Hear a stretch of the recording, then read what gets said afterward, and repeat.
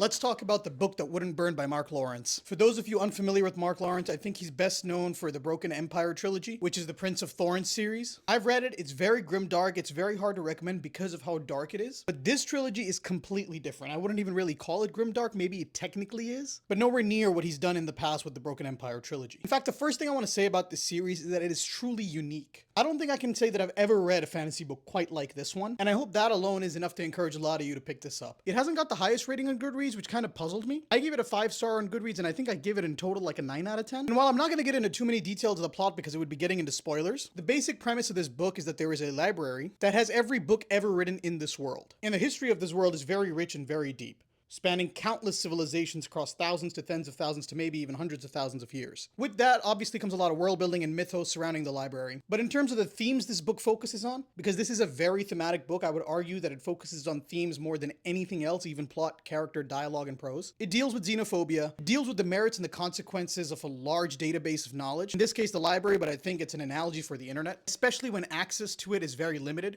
in ways that can be weaponized by those who control access to the library. And at its core, I would say this tries to be a love story. And I say tries to be because I think for a lot of people, the romance will fall a little flat. For me personally, that didn't really lessen my enjoyment of the book. Again, without going into too much detail on the plot of this book, I'll say that the main strengths of this book are number 1, how unique it is. Number 2, the world building. Number 3, the prose, which is absolutely beautiful. And I personally did find the characters to be quite engaging, relatable, and sympathetic. In terms of the weaknesses, I do think because of how much this book tries to do and how short a book it relatively is, the plot can get quite confusing at times. And while I think it's all intentional and eventually will make sense, it did lessen my enjoyment of the book. And I'm someone who likes the Malazan Book of the Fallen, so it's not just about me not liking complicated plots that are hard to figure out. I just don't think it was done as well as it could have been in this book. And again, I think because of a consequence of how much this book tries to do, there are quite a lot of exposition dumps in this book. You know, it is what it is. Yeah, in short, I really enjoyed this book. I would highly recommend it. Go check it out. It really is unique and a fascinating read. And there's a lot of little things he does in this book that make it quite worth the read, especially if you're a fan of literature in general. And I'm not going to spoil much, but there is a raven in this book. And I think when you find out what the name of the raven is, you're just going to chuckle. It really is, I think, in some ways, a love letter to fiction. Now drop a follow and go subscribe on YouTube or else.